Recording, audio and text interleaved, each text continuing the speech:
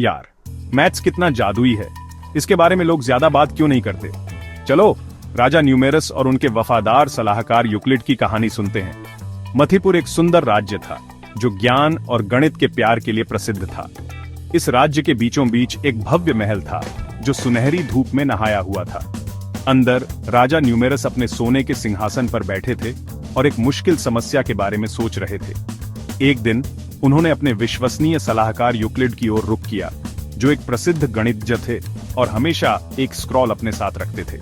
Euclid, राजा ने कहा, हमारे पास दो खजाने हैं, एक में 2520 तो दूसरे में 4106। मुझे बताओ, हम इन सिक्कों को सबसे बड़े संभव बराबर आकार के बक्सों में कैसे बांट सकते हैं। यूक्लिड ने हंसते हुए अपना स्क्रॉल निकाला।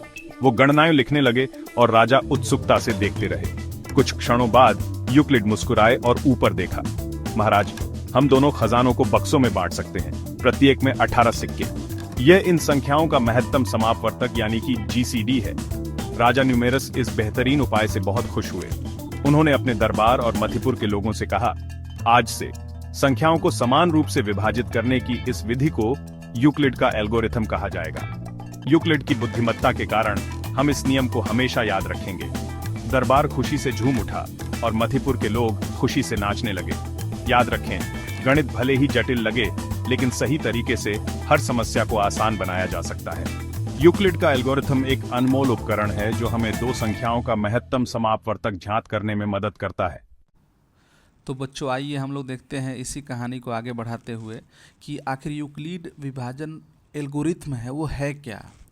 तो पहले देखते हैं कि वास्तविक संख्या के महत्वपूर्ण गुण क्या है।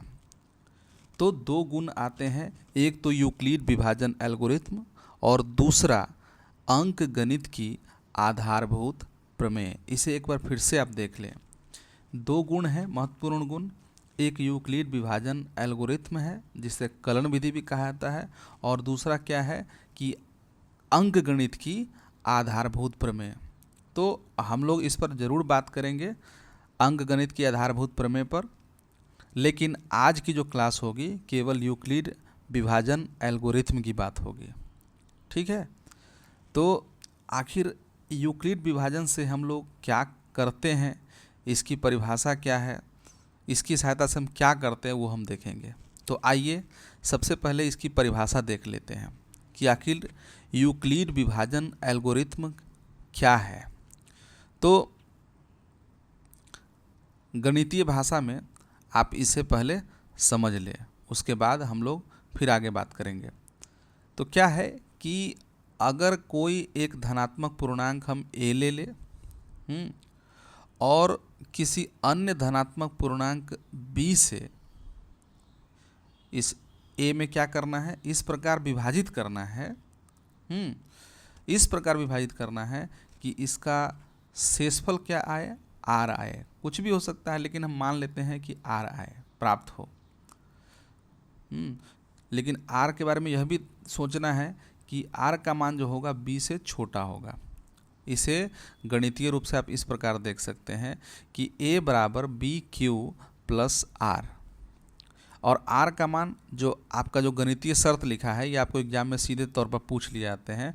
r का जो मान है वो b से हमेशा छोटा होना चाहिए, और r का मान जो है वो 0 के बराबर भी हो सकता है या 0 से बड़ा हो सकता है, ठीक है।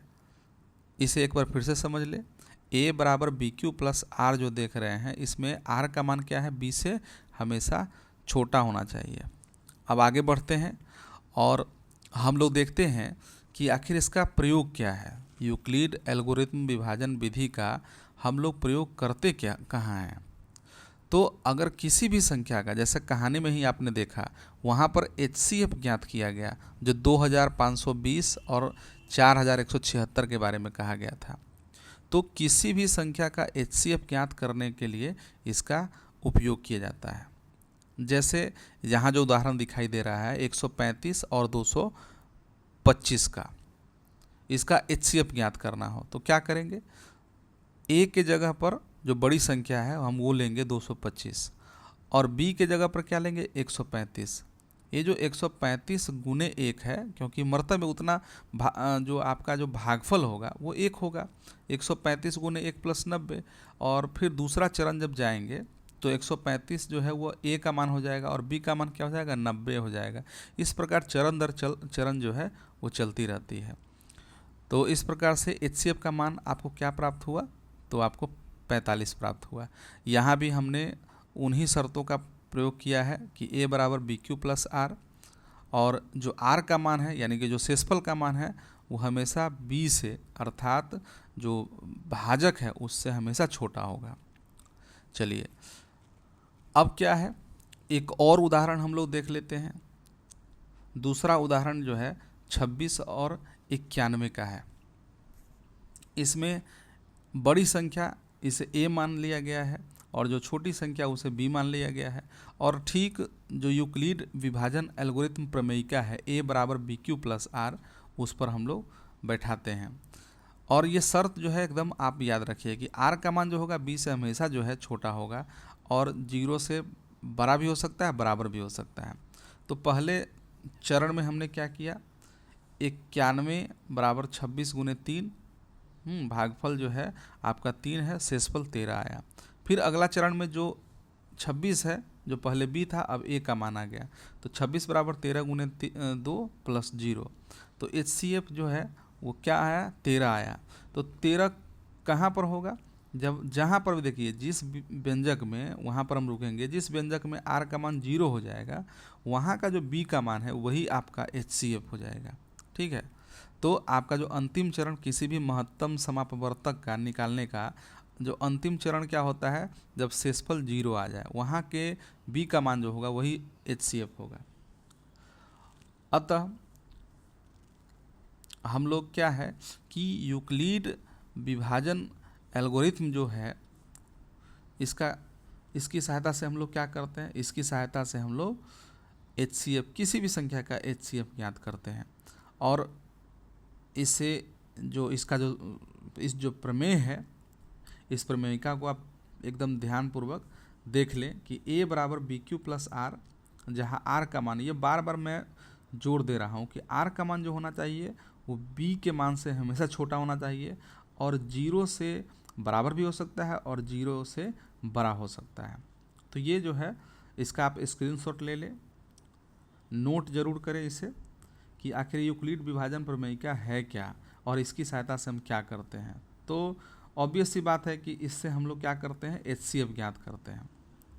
ठीक है, हाँ, और ये भी ध्यान रहे कि HCF निकालने में जहाँ भी R का मान 0 आ जाए, R का मान जो 0 आएगा उस चरण में हम देखेंगे कि वहाँ पर B का मान क्या है, वही जो है आपका HCF होगा। ठीक है, तो आप इसका स्क्रीनशॉट अच्छी तरह से ले ले, स्क्रीनशॉट ले ले या नोट कर ले इसे। ठीक है, अब हम लोग अगले स्लाइड में हम लोग चलेंगे और देखेंगे कि आखिर इसके और क्या क्या प्रयोग हैं।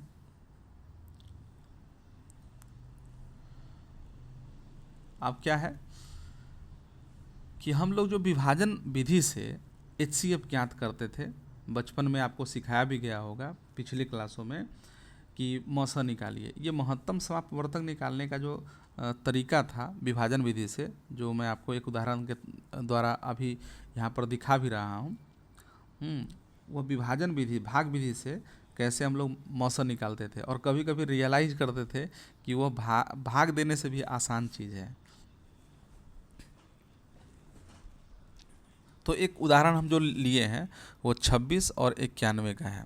तो क्या करते हैं, 26 से पहले 91 में भाग देते हैं, हाँ, छोटी संख्या से बड़ी संख्या भाग देते हैं। तो पहला चरण में 13 शेषफल आया, फिर जो शेषफल आया उससे हम जो है आगे इस चरण को आगे बढ़ाते हैं। तो 26 दो मरतबे पूरा कट जाएगा, 2 भागफल होगा। इस प्रकार मौसा कहाँ, यहाँ पर जो शेषफल 0 हुआ तो मौसा क्या हो गया, 13 हो गया। यहाँ हम लोग जो सूत्र का इस्तेमाल कर रहे हैं वो कौन सा सूत्र है, वह वही है भाज्य बराबर भाजक गुने भागफल जोड़ शेष। ठीक वही सूत्र जो है यूक्लिड विभाजन प्रमेयिका का है, बात वही है, सेम टू सेम है। तो पहले चरण में हमने क्या किया, जो आप देख रहे होंगे कि 91 बराबर क्या लिखा गया, 26 गुने 3 मतलब भाजक गुने भागफल, और नीचे कितना है 13, 26 गुने 3 जोड़ 13।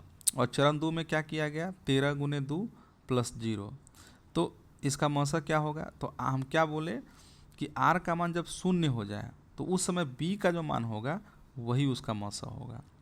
ठीक है, आर का मान जहाँ पर भी 0 हो तो उस व्यंजक में हमको देखना है कि क्या बी का मान है,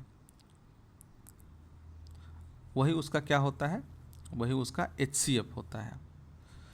इसके बहुत सारे उदाहरण आपको बनाने चाहिए। अगर आप इसके बहुत सारे उदाहरण बनाएंगे तो ऑटोमेटिक आपको जो है यह क्लियर हो जाएगा।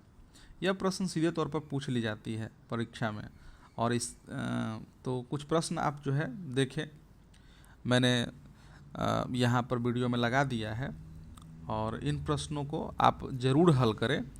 और हल करने के बाद आपको किसी भी तरह की समस्या होती है तो आप कमेंट बॉक्स में ज़रूर लिखें। इसमें से कुछ महत्वपूर्ण प्रश्न हैं जो आपको बनाने चाहिए। अगर आप चाहते हैं कि ये जो कॉन्सेप्ट है पूरे यूक्लिड विभाजन प्रमेयिका का कॉन्सेप्ट क्लियर हो जाए, तो इसके लिए आपको इसमें से जो 7वां प्रश्न है, 7वां प्रश्न हो गया, 6ठा प्रश्न हो गया, 10वां प्रश्न होगा, हाँ, इन प्रश्नों का जो है आप ज़रूर हल करें। बच्चों, यही जो क्लास है आपकी फाउंडेशन है, और इसी क्लास से आपको लस मस से संबंधित जितने भी जो व्यवहारिक समस्याएं होती है, जो व्यवहारिक जो प्रश्न पूछे जाते हैं प्रतियोगी परीक्षाओं में, वो कहीं और से नहीं बल्कि यहीं से आती है। अगर जब तक आप इन चीज़ों को समझेंगे नहीं तब तक आप इसका जवाब नहीं दे पाएंगे। ऊपरी तौर पर आप HCF ज्ञात केवल कर लेने से आपको ये जानकारी नहीं होंगी। ठीक है, तो जैसा कि स्क्रीन पर आप देख रहे हैं, इसमें पहला प्रश्न में भी वही है, HCF निकालना है यूक्लिड विभाजन एल्गोरिथम का। दूसरा भी सेम टू सेम है, तीसरा भी वही है, चौथा भी वही है, पांचवा भी वही है। आपके 6ठा प्रश्न और 7वां प्रश्न ये काफ़ी अच्छा प्रश्न है जो आपको बिल्कुल हल करने चाहिए। ये आपके ज्ञान पर आधारित है, बाकी कैलकुलेशन पर आधारित है, लेकिन ये आपकी समझ पर आधारित प्रश्न है, तो ये आपको ज़रूर हल करने चाहिए। 8वां भी साधारण प्रश्न है, उसके बाद है 9वां, ये आपको सोचने के लिए दिया गया है। 10वां प्रश्न जो है वो क्या है कि यह भी अच्छा प्रश्न है, ये परस्पर अभाज्य है, तो इसका जो मसा होगा वो 1 होगा, यह प्रयोग करना है। तो बच्चों, आज के लिए कक्षा इतना ही पर समाप्त करता हूँ। आपने इसे ध्यानपूर्वक देखा, इसलिए आपका बहुत बहुत धन्यवाद। आपका दिन शुभ हो।